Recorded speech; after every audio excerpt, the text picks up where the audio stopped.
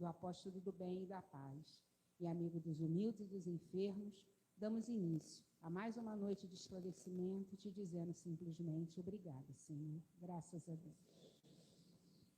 E assim, com muito prazer, passamos a palavra ao nosso irmão. Acho que dá para falar um pouquinho, né? Que o olhar amoroso de Maria de Nazaré encontre abrigo nos nossos corações tão carentes de socorro, de amparo.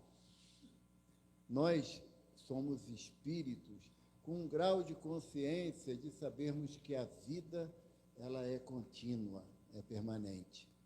Mas como estamos nesse momento vestindo um corpo físico, ai de nós, pelo menos de mim, se não fosse o coração de Maria. Ai de mim.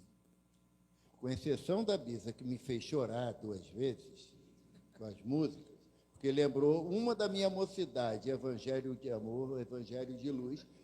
Na mocidade a gente cantava muito isso. E o Chururu me remeteu a minhas filhas ainda na evangelização, que é a música que a gente começa a introduzir nas crianças o hábito da prece, da oração.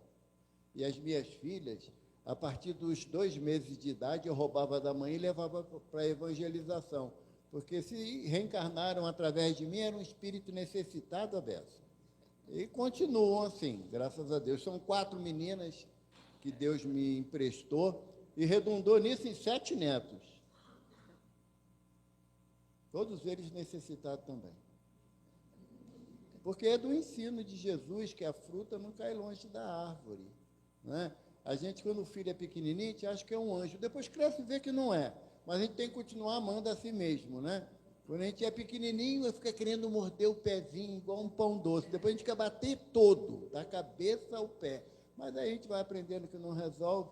Então, as músicas de evangelização ficam gravadas nos nossos corações e das nossas crianças também. Aí eu sempre imploro, tragam crianças para a evangelização, sabe?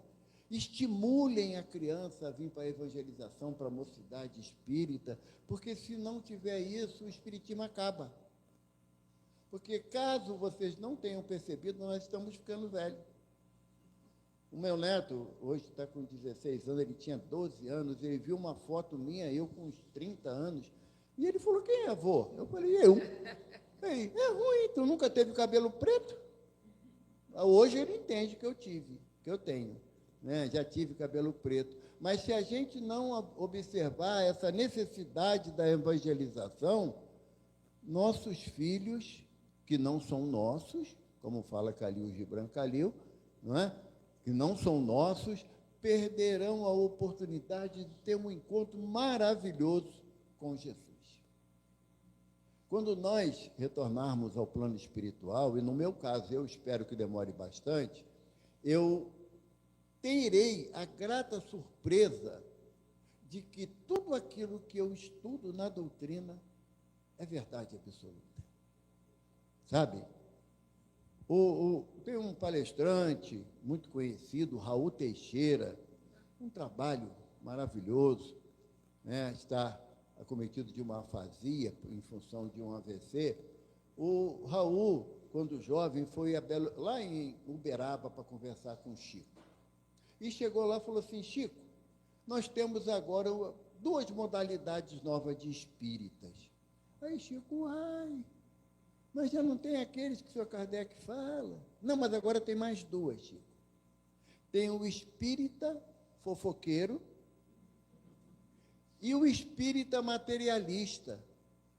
E o Chico falou, mas o fofoqueiro a gente entende, porque, né, ainda da natureza do homem, né, comentar fatos da vida alheia sem profundo conhecimento de tal. Mas materialista, Chico, tem. Porque é aquele espírita que encara a morte como finitude. Mas está sua mãe? Mamãe morreu. Mãe morreu. Foi enterrada ali no Irajá. Não, é o corpo que foi para lá. A minha mãe, espírito que necessita do progresso permanente, continua, graças a Deus, em atividade constante na espiritualidade. Eu vou no velório do João. Ué, João morreu, vou no velório. Não, você vai no velório do corpo do João.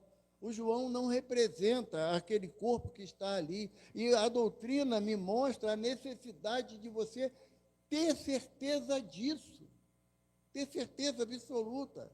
A morte é uma transição necessária, graças a Deus, porque nós temos sempre um novo recomeço. O cristianismo, ele já vem nos trazer a ideia da continuidade da vida, porque Paulo fala na carta aos Coríntios, se Jesus não tivesse ressuscitado, vivamos e comamos, porque iremos morrer, e a morte seria o fim de tudo. Jesus ressuscitou, ele mostrou para a gente que a condição de espírito é imortal. Fisicamente, não. Por mais que você ame esse corpo, que fique bajulando ele, faz harmonia facial, né? Bota botox, peeling, tu vai ter que largar ele lá no cemitério. Ou para enterrar ou para cremar, mas vai largar. Agora você não, sabe?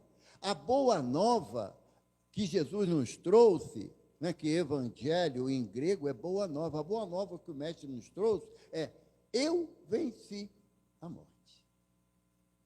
E se nós continuarmos ainda na dúvida dessa verdade absoluta, eu estou perdendo a oportunidade de vivenciar essa certeza, porque a hora que eu largar esse corpo, a hora que chegar o momento em que eu tenha que voltar ao plano espiritual, eu vou fazer tal qual Francisco de Assis fez quando ele deixou o corpo, que ele chamava o corpo dele carinhosamente de meu burrinho.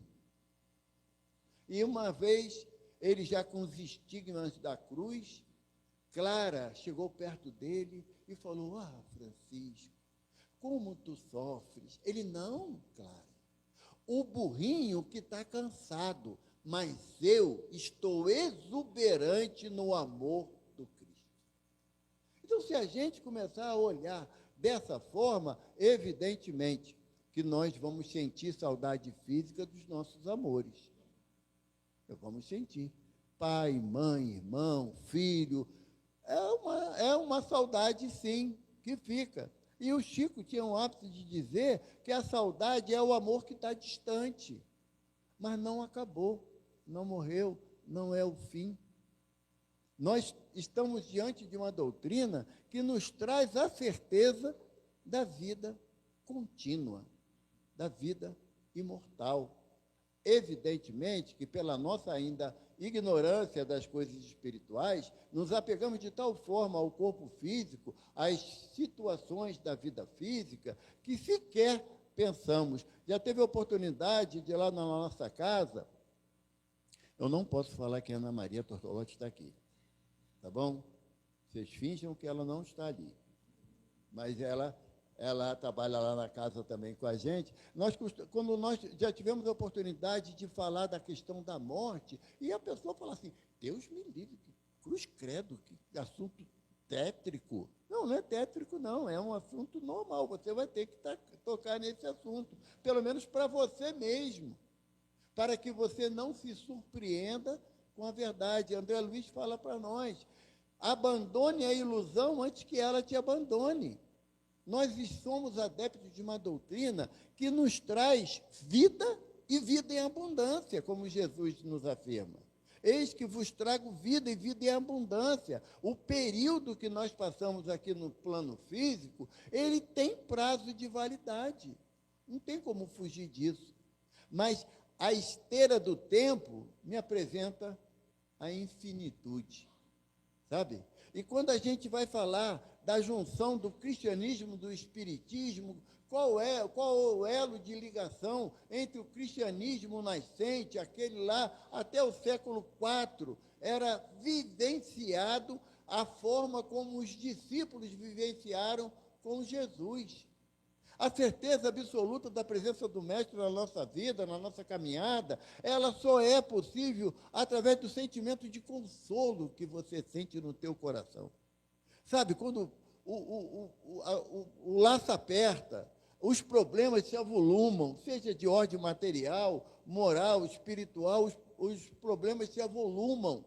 Você tem o conforto do Evangelho na tua frente. Você abre o Evangelho e depara com a passagem da mulher chamada adúltera. Ela jogada ao chão, humilhada, todos nós com as pedras na mão, a fim de lapidá-la, e o mestre inicia a sentença do nosso despertamento consciencial, e ele dá e fala: aquele que tiver sem pecado, atire a primeira pedra. Quem de nós tem a autoridade moral para chamar alguém de ladrão, de assassino? Um termo que eu falo para vocês que ainda me machuca muito e que ainda ouço: cracudo. Se fosse teu filho, teu neto, você se referia assim? Tenho certeza que não. Quem somos nós para adjetivar alguém pelas circunstâncias que ele deu no seu caminhar, em condições totais, morais, consciencial, de chamar o político tal de ladrão, o outro também é? Quem? Ainda hoje, eu me vejo, muitas das vezes, com a pedra da ignomia na mão. E aí me vem à mente a pergunta do mestre: aquele que tiver sem pecado, atire a primeira pedra. Como já estou na terceira idade, eu entraria naquele rol que fala o Evangelho, que os mais velhos foram os primeiros a soltar a pedra e se afastarem. Porque eu tenho muito mais questão para me arrepender do que para me orgulhar na minha trajetória, nessa existência. Mas Jesus levanta, vê que a multidão se dissipou, ele pergunta à mulher: onde os teus acusadores? Elas, de olhos baixos, envergonhada, diz: foram-se, Senhor. E ele dá aquela representação de um amor que ainda não compreendemos. Também eu não te condeno, vai, não peque mais. Jesus é o mestre do amanhã, não é do ontem. Não é você ficar se martirizando que ontem você fez, falou, pensou aquilo de ruim. Não, Jesus quer que você olhe para frente, é que você abandone o erro. Sim, é necessário abandonar o erro, mas também não é imperioso que seja tudo de uma vez só. Estamos caminhando numa terra, num plano de prova e expiação. O espírita, ele não tem sentido querer ser feliz aqui na terra. Não tem. Porque sabe que um plano de prova e expiação, como está lá em Deuteronômio, a felicidade não é desse mundo. Porque o conceito de felicidade para nós não pode ser aquele conceito de conquistas materiais apenas, não pode. O conceito de felicidade tem que ser aquele que o mestre nos aconselha: amar a Deus sobre todas as coisas, de todo o teu entendimento, de toda a tua alma e de todo o teu coração, e ao próximo como a ti mesmo. Olha a sentença que Jesus nos apresenta: como que eu vou amar a Deus se eu não amo o próximo? Que ele pergunta isso aos discípulos.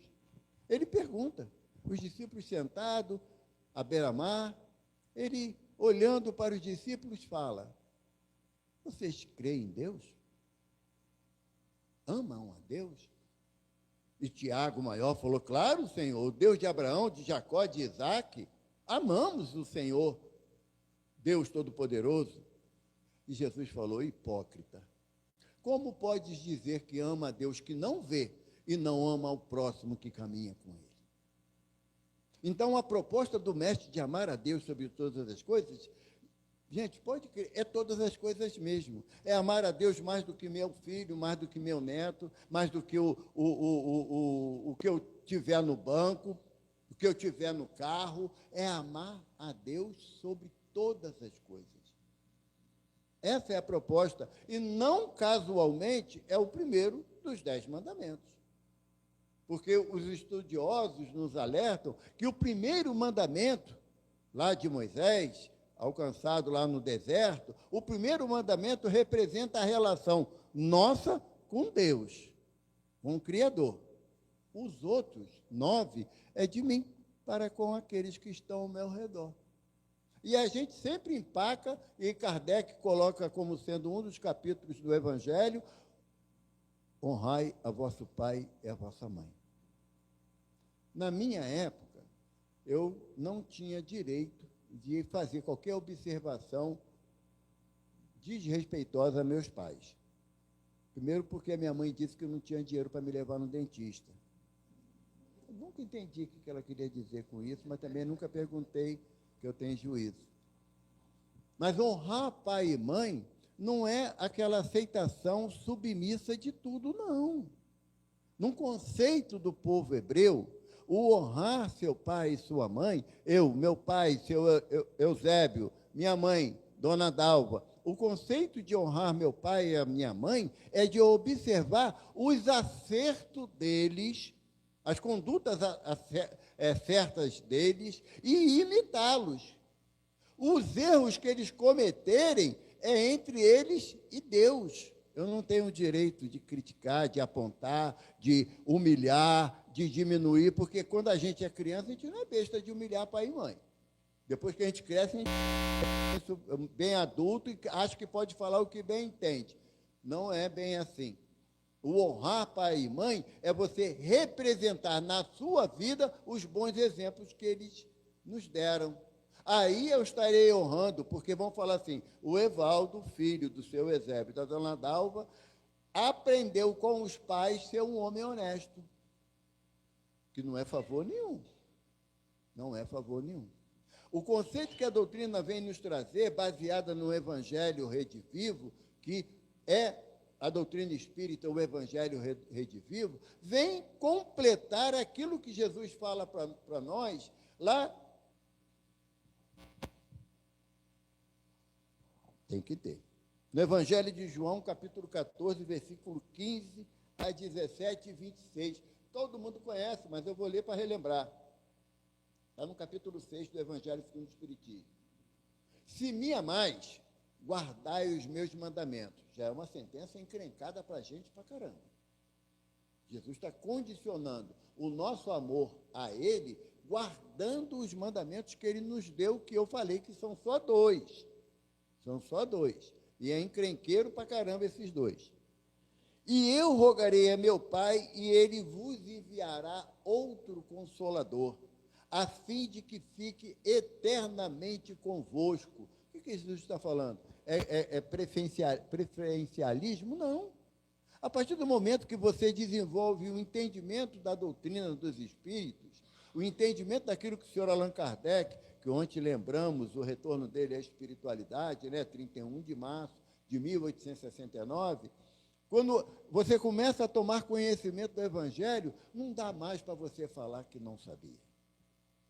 Sabe? Não dá mais para você falar: não, isso daí eu escutei, mas não acredito, não. Você pode não seguir, é um direito, é a liberdade que nós temos, mas não podemos mais usar o adjetivo não sabia. Isso não. Porque André Luiz fala para a gente, no livro Coragem, ele diz que se você é detentor de 5 minutos do Evangelho, você já tem condições de mudar a sua vida, mudar a sua caminhada. 5 minutos, estou falando de 50 anos, não. 5 minutos. Então, a nossa responsabilidade é sempre crescente a partir do momento que o entendimento do Evangelho começa a penetrar nos nossos corações. E aí Jesus continua. O Consolador, a fim de que fique eternamente convosco, o Espírito de verdade, que o mundo não pode receber, porque não o vê e absolutamente o não conhece. Mas quanto a vós, conhecê-lo-eis, porque ficará convosco e estará em vós. Porém, o Consolador, que é o Santo Espírito, que meu Pai enviará em meu nome, vos ensinará todas as coisas e vos fará recordar tudo que vos tenho dito. Todas as passagens do Evangelho que são de grave importância para a nossa caminhada como espíritos imortais, a doutrina espírita nos relembra, nos alerta. Você pega o Evangelho segundo o Espiritismo, que é a base moral da doutrina, mas não te isenta de você ir lá na Bíblia, não. O espírita não está licenciado da análise da Bíblia, pelo contrário.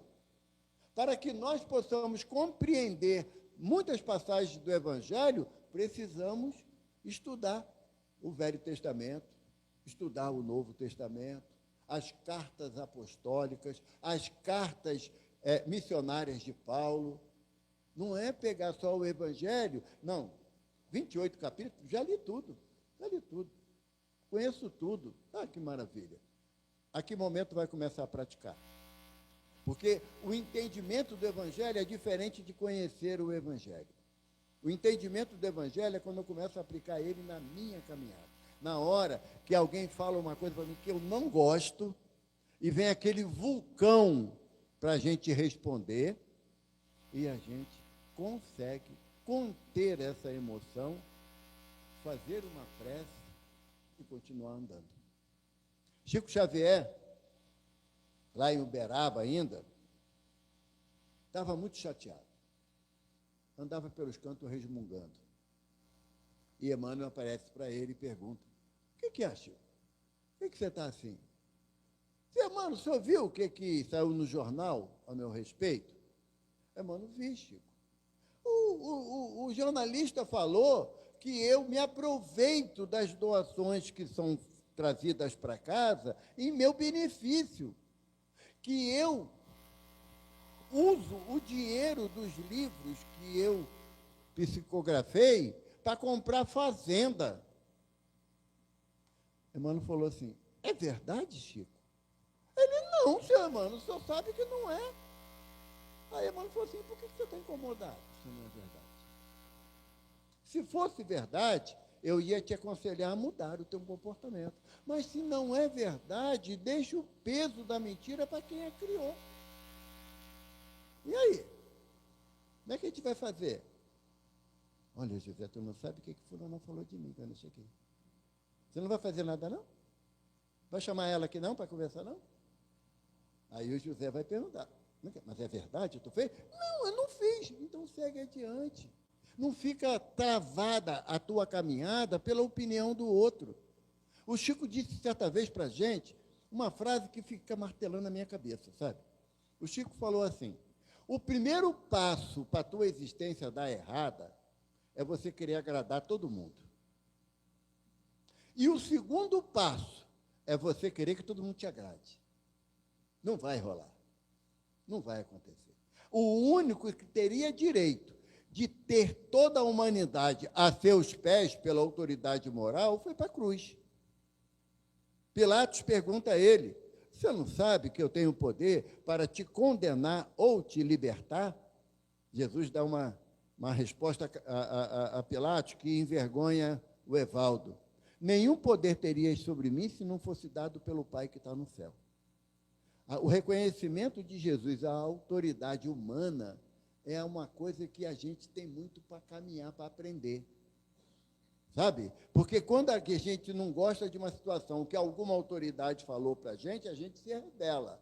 A gente não reconhece a autoridade. Ele vai ter que prestar conta a quem da autoridade que ele teve? A Deus, não é para mim. Aí Pilatos fala assim: de que te acusam? Jesus respondeu: falei nas praças públicas, nas sinagogas e no templo. Todo homem de bem ouviu a minha palavra. Se eu ainda não sigo o Evangelho de Jesus, eu não posso me caracterizar como um homem de bem. Não posso. Estou me esforçando para tal.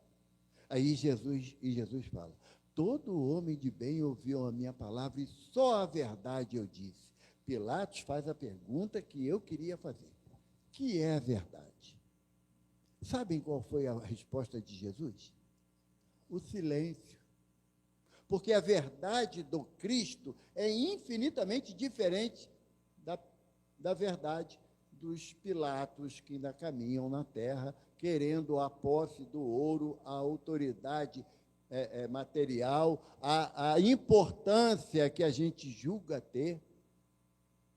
A verdade do mestre é aquela em que ele diz: o meu alimento é fazer a vontade do Pai, e como anseio que essa vontade aconteça.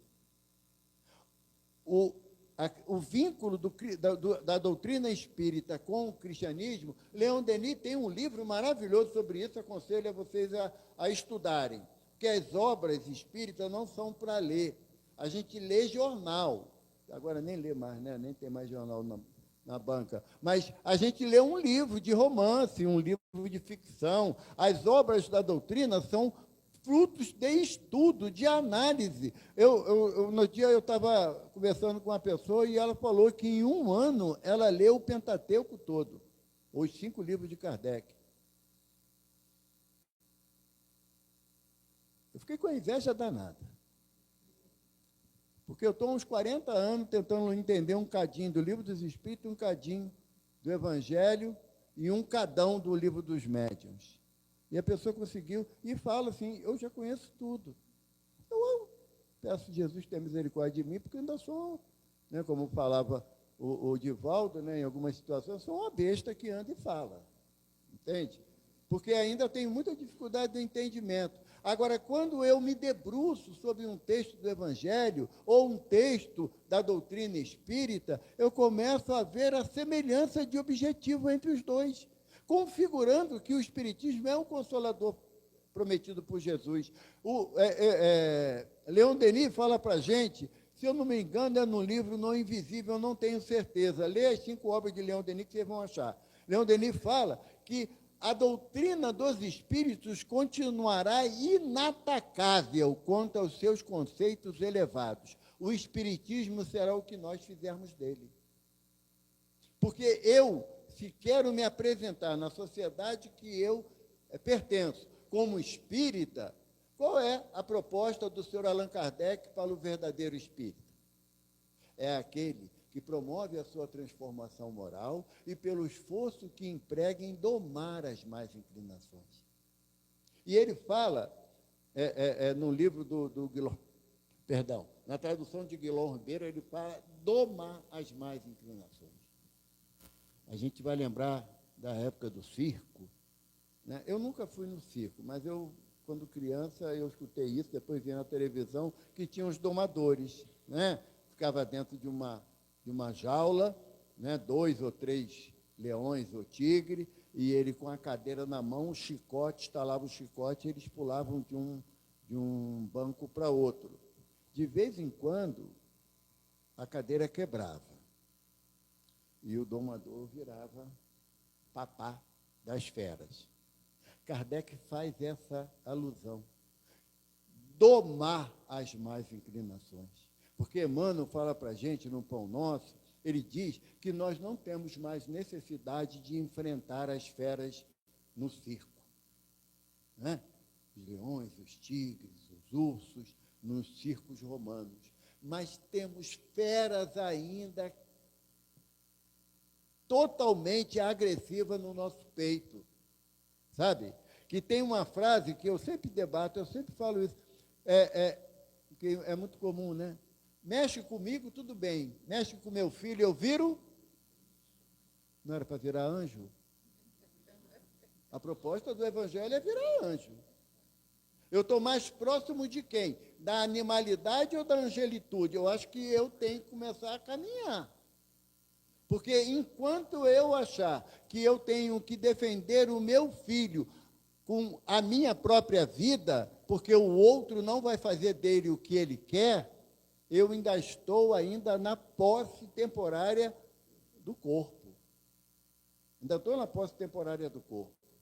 A minha proposta tem que ser da transformação do homem velho em nova criatura.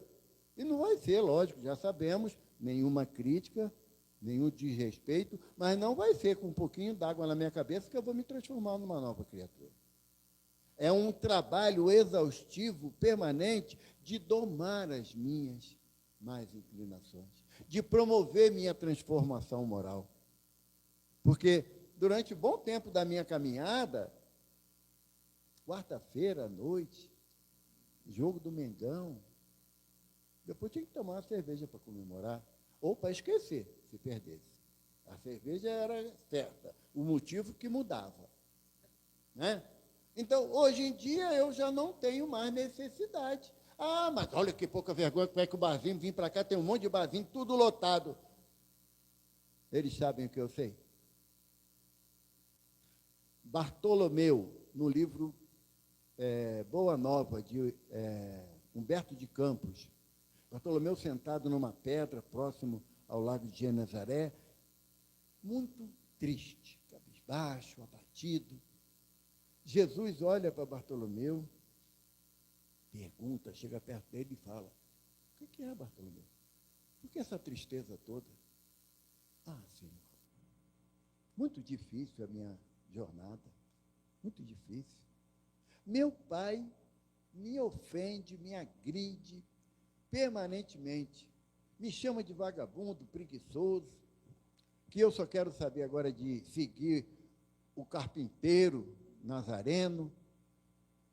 Meus irmãos falam que, ao invés de eu ficar ouvindo os seus ensinamentos acerca do reino dos céus, eu devia estar pescando mais para poder garantir o sustento da família. Mas eu cumpri a tarefa que me competia. Eu fiz o horário da minha pesca como estava combinado, mas eles não aceitam. Eles me achincalham, me ofendem, me agridem. Jesus olhou e falou assim: Bartolomeu, eles andam com a gente, seu pai, seus irmãos? Não, Senhor, não aceita sequer ouvir falar no teu nome, quanto mais da tua doutrina. Mas você anda. Então é você que tem que compreender eles, não tem que esperar que eles te compreendam. Você não pode exigir deles um sentimento que cabe a você dar. Você já tem os ensinamentos da Boa Nova. Divida com eles através da paciência, da compreensão e do amor. Como, Senhor, fazer isso? O Senhor sabe, a minha mãe morreu, tem 15 dias, perdi a minha mãe. Bartolomeu, como podemos perder alguém se todos somos de Deus? Olha a frase de Jesus. Sabe? Está faltando na vida do Evaldo mais evangelho. Aplicável, não é evangelho de entrar pelo ouvido, não. Aplicável, aplicar o evangelho na minha vida, no meu cotidiano. Me perdoa que eu vou falar, mas não é chegar na casa espírita, foi a carinha de santo esperando o passe, não. Porque a espiritualidade sabe muito bem o que vai no nosso coração. A aplicação do cristianismo, a associação do cristianismo e do espiritismo é trazida através da prática. O mestre fala para a gente: se teu irmão te injuria, te calunia, deseja o teu mal, não é enfiar a mão na cara dele, não. É orar por ele. Porque você tem o conceito do evangelho e muitas das vezes o teu irmão não tem. E ele diz que isso é palhaçada, não quero saber. Ele tem o direito de falar isso, ele tem. Está no momento dele. Meu não. Eu, como desejo aplicar o evangelho de Jesus na minha vida, gente, olha só, é como você andar descalço na Avenida Rio Branco num verão de 49 graus. É ruim pra caramba, mas é possível. É possível. Se não fosse possível, essa casa não existia. Ou será que nós vamos acreditar que o Dr. Bezerra teve uma vida maravilhosamente fácil? Tranquila. Problema zero. Zero. O que é ver 6 filhos desencarnar? Né? A gente sabe que a morte não existe. O nosso fica doente, a gente pede a Deus que a doença dele passe para a gente. Quantas vezes falamos isso com filhos pequenos? Então, se nós estamos numa casa, e eu falo para vocês mesmo, Casa do Caminho, né? O que era a Casa do Caminho à época do mestre? A casa que ficava na estrada de Jope, que foi organizada por Pedro, João e Tiago. Depois veio André e Felipe para se juntar, com a finalidade de abrigar aqueles que são órfãos da cruz. Órfãos da cruz. Para abrigar aqueles. E quem você acha que nós somos? Estamos aqui. Estamos aqui na condição de vir aqui para dar, para doar alguma coisa por necessitado. Não, você primeiro está recebendo, porque maior necessitado é quem vem. Uma casa que eu conheci, dividia, sabe, José? O lado esquerdo era só para assistido, e o lado direito era, no caso, o inverso, né? O lado direito para vocês era para os assistidos, o lado esquerdo era os trabalhadores. Adivinha qual que estava mais cheio? Os assistidos, né? Porque trabalhadores dava para contar, não tem 1, 2, 3, 4, 5, 6, 7. Os assistidos não, lotava. Aí cheguei, eu não sabia da dinâmica da casa, eu sentei aonde? No assistido. Necessitado eu sou mesmo. Aí veio o irmão, não, senhor Evaldo, o senhor não pode sentar aí, não. Eu falei, por quê?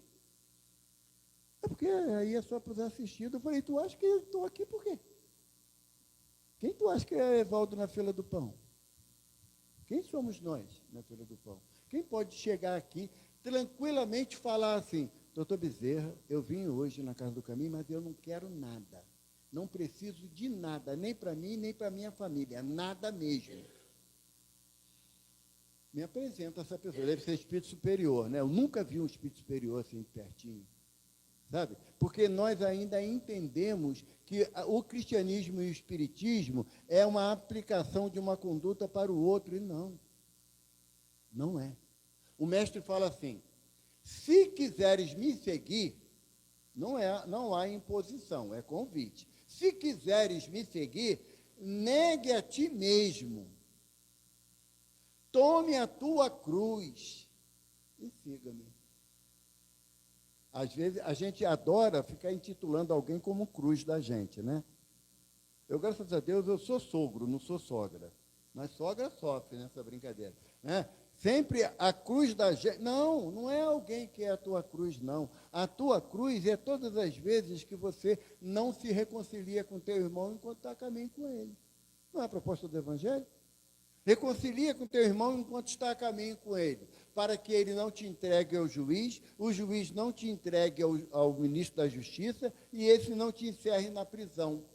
E aí vai refletir, né? Que você tem, o Evangelho, você tem que começar a reflexionar para você melhor compreender. Que juiz é esse que Jesus fala que meu irmão vai me entregar? É a consciência. O Emmanuel fala que a consciência é um juiz incorruptível, atuante, permanente, sabe? Você passou de manhã, não deu bom dia para o vizinho que está no portão, porque ele escutou música alta até tarde no dia anterior. Aí a tua consciência fala assim, pô, mas custava nada dar bom dia, né? Não, ser educado, né, gente? A gente aprendeu isso quando era criança. O juiz é a nossa consciência. Mas quem é o ministro da Justiça? O pessoal murmura, né? Os espíritos falam alto. Agora quem está na matéria... O ministro da Justiça é a lei de causa e efeito. Ela é uma lei divina. Ela não aceita joguinho, acerto. Sabe? É um mestre que fala a cada um segundo as suas obras. A lei, ela não é inflexível, ela é imutável, porque é correta, é perfeita. Então, o ministro da Justiça é a lei de causa e efeito. E a prisão? Todos nós estamos aprisionados no corpo. Porque enquanto eu não resgatar o último ceitil das minhas dívidas, eu não vou sair daqui. Eu não vou parar de reencarnar, ao menos aqui na Terra, né? E falar em reencarnar na Terra, a gente fica fazendo um plano para outra existência, né? Bem-aventurados os mansos, pois herdarão a terra. Você já é manso? Garantia plena? Ou ainda a gente se irrita com o mosquito que passou? Sabe? Você querer associar o cristianismo e o espiritismo, você não vai ter dificuldade alguma. Não vai ter. Porque eu costumo falar isso para a gente poder ficar mais alerta, né? O espiritismo é uma doutrina composta por ciência, filosofia? Não. Kardec não afirma isso. Kardec fala que a doutrina era composta de ciência e filosofia. E com consequências morais. Para que nós entendamos as consequências morais, ele pegou a parte moral do Evangelho de Jesus. Está lá no início, na introdução de Kardec, no Evangelho segundo o Espiritismo, ele diz que a gente pode analisar o Evangelho do Mestre sobre 5 aspectos. mas ele iria se ater ao aspecto moral. Por isso que ele começa, capítulo 1 do Evangelho, não vim destruir a lei. E não veio, a doutrina espírita não veio modificar nenhum conceito da lei que Jesus representa para nós. Nenhum conceito. Na casa do Pai há muitas moradas. Hoje em dia, os tradutores atuais, eles estão avançando no entendimento, porque, segundo alguns historiadores e exegetas, né, estudiosos do Evangelho, eles dizem que o verbo que está em grego não tem nenhum manuscrito do Evangelho escrito em hebraico, aramaico, nada disso, é só em grego, né? E a palavra grega para essa parte, na casa do Pai há muitas moradas, ela já está sendo mudada, que na casa do Pai há muitos cômodos. Porque a casa do Pai é o multiverso, não é? Tudo é criação de Deus. Então, numa casa você não tem várias moradas, você tem vários cômodos, vários quartos. Então, hoje em dia, a maioria está usando assim, não é só o Haroldo Dutra Dias, que fez a tradução do Parto do Evangelho, que usa esse termo, não. Outros estudiosos da Igreja Católica, a Igreja Protestante, já estão admitindo que esse trecho do Evangelho se refere a cômodos e não mais como moradas. Então, se há na casa do Pai muitas moradas, quem é que pode se afirmar dono de alguma coisa aqui no planetinha azul? Você pega, entra na internet, entra no site do telescópio James Webb, que é um telescópio de última geração que está a milhões de quilômetros da Terra. Antes, com o telescópio Hubble, os cientistas afirmaram que existiam, à época, cerca de 200 bilhões de galáxias. Hoje, sabe como é que está a conta? 1 trilhão de galáxias. Cada galáxia com cerca de 200 a 500 bilhões de estrelas. E você acha que Jesus veio só para você? Sabe? A Terra, Deus criou a Terra para mim, porque eu sou herdeiro de Deus. Primeiro, para ser herdeiro de Deus, Deus tem que morrer, né? Porque não existe herança de pessoa viva, né? Não vai dar certo isso. Porque é um termo que está lá na Bíblia. Somos herdeiros de Deus, está na Bíblia. Mas num conceito de quê? De que a partir do momento que eu faço a parte que me cabe, eu começo a utilizar, a aproveitar as benesses da lei de Deus. As benesses. Porque nós ainda entendemos os herdeiros como sendo aqueles que recebem valores amoedados. E eu acho bom a gente tirar isso da nossa mente. Tirar isso da nossa mente. Nós lembramos da parábola do filho pródigo, não é? Que depois que ele dissipou tudo, ele sentiu fome. E não tinha mais como comprar nada. Tinha que trabalhar. Doloroso para espírito preguiçoso igual a mim. Tem que trabalhar. Tinha que trabalhar. Mas não tinha qualificação nenhuma. Vai trabalhar de quê? De escriturário, mordomo? Não tinha qualificação. Ele foi trabalhar como cuidador de porcos. Jesus pega tão pesado nessa parábola que o porco, para o hebreu, era um animal desprezível. Desprezível. A única coisa que valia mais do que o porco para o hebreu era a mulher.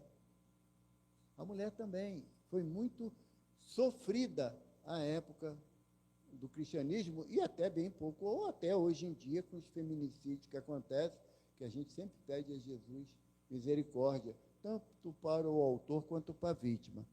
E ele foi ser cuidador de porcos, e ele sentiu fome e quis se alimentar das bolotas que os porcos comiam.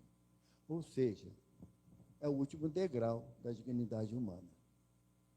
No último degrau. Mas nós somos insaciáveis. Cavamos um buraco, descemos mais um pouco ainda. E aí se lembra que na casa do meu pai, até os servos têm melhores condições. Jesus quer que nós retrocedamos os nossos passos para voltar para o coração amoroso de Deus. E não é preciso você querer arrebanhar todo mundo com você, não.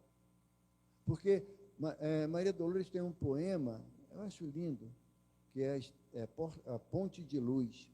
Tem um trecho que Jesus fala assim para Pedro: Pedro, essa estrada, que não é bem a estrada humana, tens que percorrer sozinho. O nosso progresso moral, para que nosso entendimento se alavanque mais, é solitário. Por mais que eu ame a minha esposa, meus netos, minhas filhas, meus genros, meus amigos, é uma caminhada solitária, aonde eu tenho que empreender as minhas forças para que o Evangelho seja o consolador para mim. As minhas dores físicas, morais, espirituais, elas são um sinônimo de possível cura. É Emmanuel que fala isso para a gente. A dor é o prenúncio da cura. Mas só que nós ainda achamos que não temos direito de sofrer, de ter dor. Os espíritos benfeitores da humanidade falam para Kardec que a dor é o prenúncio da cura. A dor, ela é igualitária. O rico e o pobre, o inteligente e o ignorante, o bonito e o feio, o gordo e o magro, vai passar pelo elemento da dor. A diferença é como cada um de nós vai encarar. Dá tempo de contar uma historinha, né, Zé? Amanhã seria aniversário do Chico, né? 2 de abril de 1910. E aí eu estava hoje lá na nossa casa falando sobre isso, e eu lembrei de uma história do Chico. Eu não sei se vocês sabem, eu vou trazer uma notícia aqui, eu acho que vocês sabem, né? Mas o Chico tinha 2 mulheres, 2 esposas. Sabia? Ainda arrumou um amante. Mineirinha era danado. Era danado. A primeira esposa dele se chamava Angina. A segunda, glaucoma. E, não satisfeito, ele arrumou a amante que era uma dor ciática. Ele tinha uma hérnia de disco na lombar que extrusou, quer dizer, saiu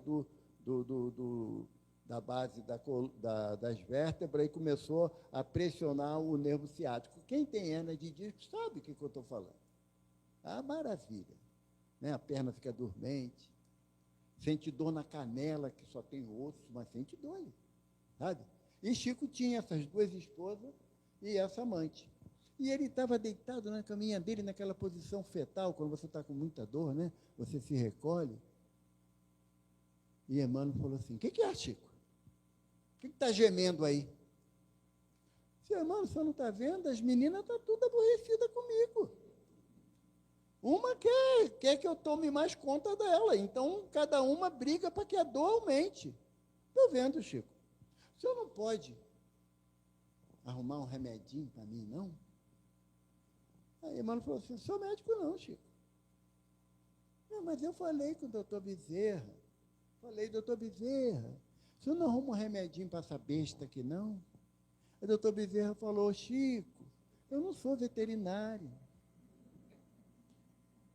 Aí o Chico falou assim: mas o senhor conhece algum que eu sei. Mas eu pedi, seu Emmanuel, o senhor não pode arrumar um remedinho para eu ficar curado, não? Aí Emmanuel falou assim: Chico, a nossa preocupação nessa existência é te tratar. A cura fica para o futuro. Chico, Evaldo, 5 hérnias de disco. Vou reclamar de quê? De nada. Eu não. Entende? Vai que eu reclamo e arrumo mais um amante, né? Deus me livre e guarde. Entende? Por quê? Porque nós não estamos no conceito da doutrina espírita para passar viajando de cruzeiro. Só quem pode passear viajando é o José, que ele falou no início aqui. A gente não. A nossa tarefa dentro da doutrina e na vida de relação é o trabalho no bem. É fazer o máximo possível de caridade para ajudar o outro, porque a nossa conta está defasada. Vocês leram o livro Nosso Lar? Nosso Lar? André Luiz pergunta a dona Laura o que é a questão do bônus hora. O espírita, depois que descobriu a bônus hora, não faz mais nada de graça. Não faz não. Chega aqui, José fala assim: olha, tem que limpar lá a cantina. Quanto bônus hora dá para limpar a cantina? Tudo já vai na base do interesse. Aí a dona Laura fala o quê para o André? o bônus hora é uma moeda representando algum valor, mas pela utilidade da tarefa realizada. A utilidade, não é a quantidade. Então, se nós viemos para a casa espírita, é para que nós aprendamos a dar utilidade ao nosso tempo. Quantas vezes você está aqui na casa espírita, numa atividade comum que você tenha, e entra alguém por aquele portão, mas arrasado. O semblante completamente destruído. Eu vou falar o que para ele? Lei de causa e efeito. Você aprontou todas, agora está aí, ó, resgatando. Isso é lei de talião, gente. O evangelho é consolador, é o amparo. Cadê o irmão? Quando eu cheguei, quis logo me agarrar. Cadê ele? Ah, está lá. Ele falou, pode dar um abraço? Ele disse, se não der, eu tomo. Não quer nem saber.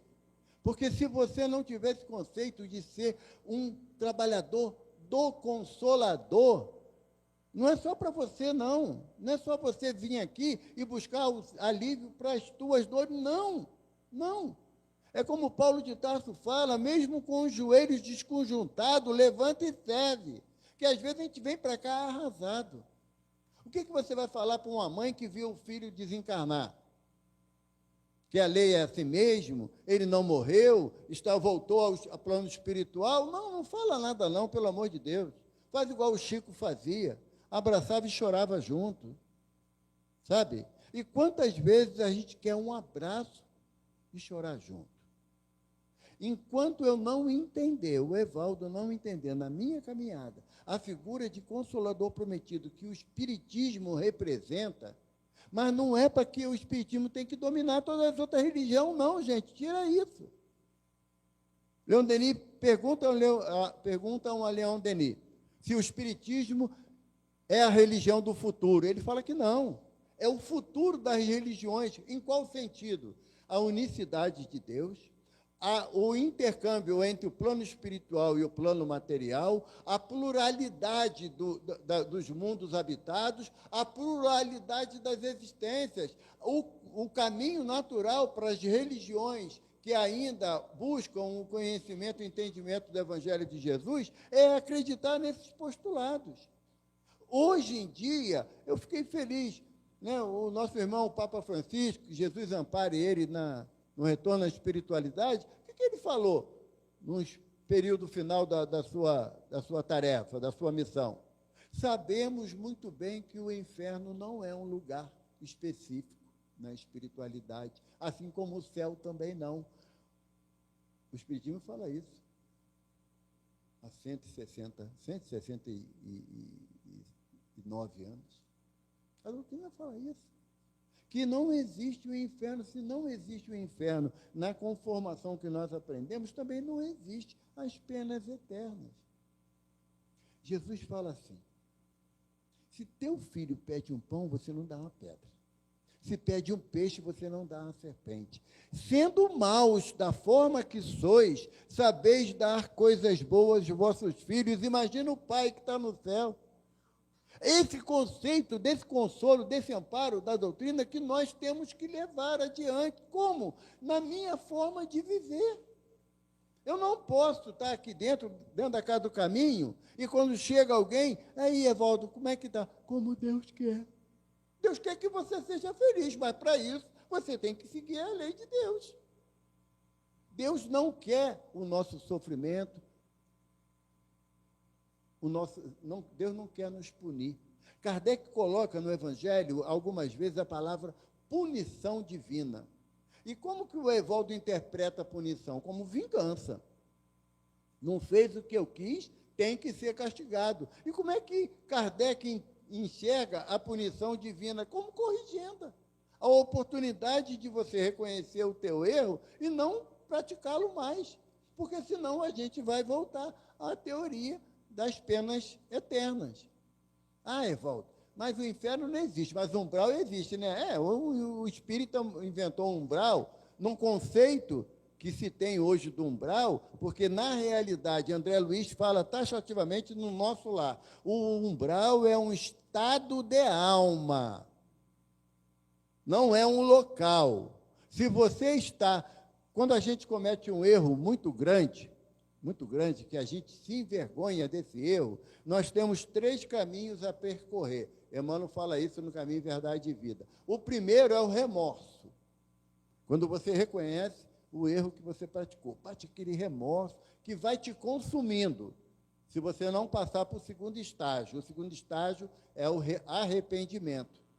Você se arrepende amplamente do erro que você cometeu. Mas tem um terceiro estágio, que é imprescindível, que é a reparação. Enquanto você não compreender isso, você vai se sentir no umbral. No umbral. Quando você comete uma atitude indevida, aí a gente fala assim, mas também puder, eu sou um espírito imperfeito. Essa frase já está caindo em desuso. Porque o espírito é criação de quem? Quem criou o espírito? Deus faz algo imperfeito? Nós somos moralmente necessitados de evolução. Nós somos espíritos involuídos. Imperfeito não, porque somos obra de Deus. E quando eu entender isso e aplicar na minha vida, eu não vou querer justificar as minhas ações indevidas pela minha ignorância. Não vou justificar.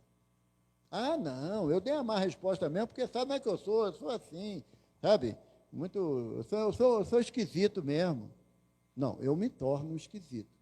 Que a proposta dos espíritos, Kardec pergunta aos espíritos, pode o homem aspirar a felicidade nesse mundo? E os espíritos respondem, não, porque já está dito que a felicidade não é desse mundo. Aí Kardec, não contente, pergunta, podemos ter momentos de felicidade? Sim, sim. E para tanto, basta seguir a lei de Deus na sua integralidade. O espírito não sabe como é que é, Evaldo, né? Seguir a lei de Deus na integralidade é algo ainda impraticável. E aí eles complementam. O homem só é feliz quando cumpre a lei de Deus. Dela se afastando, é infeliz. E na sua infelicidade pratica o mal. Quando eu tenho inveja, quando eu tenho ciúme, demonstro o meu distanciamento da lei de Deus, que é amar a Deus sobre todas as coisas e o próximo como a mim mesmo. Nós estamos caminhando para o encontro do cristianismo e do espiritismo num conceito de consolador prometido pelo Mestre. Enquanto a minha palavra não puder consolar alguém, amparar alguém, eu ainda não fiz essa junção. Eu ainda estou lá no Êxodo, lá no deserto ainda, que quando Moisés subiu para poder receber as tábuas da lei, o que Evaldo fez? Um bezerro de ouro. Eu ainda estou em busca de ídolos materiais, de ídolos de carne e osso, quando, na verdade, a minha idolatria deveria ser única e exclusivamente para Deus, e não para o homem que é perecível igual a mim. Então, nós estamos caminhando dentro de uma doutrina que busca nos esclarecer, porque se você vir para cá achando que doutor Bezerra vai falar na base do coitadinho, não vai, não. Para encerrar, mais uma historinha que eu gosto muito, né, de histórias do Chico. Tinha um irmão, à época, Jerônimo Mendonça, conhecido no movimento espírita como o gigante deitado. Jerônimo, com 17 anos, ele era o protótipo do rapaz bem-sucedido. Saradão, bonito, moreno, tudo de bom, as meninas babavam com ele. E ele tinha um apelido lá em Tuiutaba, que era a cidade dele, de Tarzan. Por quê? Forte, atlético, nadava muito bem. Então, o apelido dele era Tarzan. Ele já tinha conhecimento da doutrina, assistia às reuniões públicas que existia no único centro espírita da região toda, e, ao final de uma reunião, um médium psicografou uma mensagem, e a mensagem dizia assim: Tarzan, te prepara, que a selva te espera. Quando ele completou 19 anos, ele foi ao cinema para ver mais um filme de Tarzan, e ele não conseguia levantar da cadeira, as pernas não obedeciam. E aí ele começou a ter dificuldade de mobilidade, até que levaram ele até Uberlândia, com muito sacrifício, e foi diagnosticado com ELA. E aos 26 anos de idade, Jerônimo só mexia os olhos. Ficava deitado, não tinha movimento. Do pescoço para baixo, nada mais mexia nele. E Jerônimo, ele começou a mais ainda se interessar pela doutrina espírita, na função de consolador prometido. E ele, deitado na cama, ele criou uma creche espírita em Tuiutaba, abriu 2 centros espíritas e editou 5 livros, deitado. Uma vez perguntaram para ele: Jerônimo, ele já com seus 45 anos, se você pudesse fazer um único pedido a Jesus, o que você pediria? Ele parou, pensou, falou assim: que eu pudesse virar de lado, porque olhar só para o teto cansa. Eu já tinha pedido para sair voando, né? Daquela situação. Jerônimo foi acometido de um processo infeccioso, uma hemorragia intestinal muito grave, a cama ficava cheia de sangue, e Jerônimo, fraquinho, já falou assim: eu quero ir em Uberaba para ver o Chico. Jerônimo, daqui até lá são 600 quilômetros, tu não vai aguentar. Não, mas se eu morrer no caminho, eu já tenho atestado de óbito mesmo. Não, mas eu quero ir, um pede a outro. Conseguiram um avião, levaram o Jerônimo lá em Uberaba para ver o Chico. Estava lá num grupo da prece, Chico, num sábado à tarde, fazendo a reunião, explicando algumas coisas. Nisso, entra pela porta a cama de Jerônimo. E Chico fala: oi, gente, Jerônimo veio visitar nós. Já chegue, Jerônimo. E trouxeram a cama até ali, a cama vermelha de sangue. E ele falou assim: Chico, eu estou morrendo. O Chico falou: eu também. Todo mundo vai morrer, Jerônimo. Mas, Chico, eu tenho até atestado de óbito. Você é um homem de sorte, não vai dar trabalho para ninguém, Jerônimo. É, Chico, a minha vida está por um fio. Chico falou assim: Jerônimo, Emmanuel fala que a vida está por um fio, mas tem diversos tipos de fio. Tem fio de algodão, fio de lã, tem fio de aço. O que engrossa o fio da vida é o trabalho no bem, Jerônimo. E sabe por que você está assim, Jerônimo, quase morrendo? Eu sei, é hemorragia. Não, Jerônimo, é o coitadismo. Você adorou alguém falar que você é coitadinho. Então, o coitadismo que vai te matar, não é a doença. Volta para casa, Jerônimo. Vai trabalhar no bem, que é o que você precisa. E Jerônimo: obrigado, Chico. Na porta de saída, Jerônimo grita de lá: Chico, fica na paz. Aí o Chico gritou: tira o Z, Jerônimo, fica com a pá na mão. A única forma de a gente sentir consolo e oferecer consolo é trabalhando na prática do bem, permanentemente.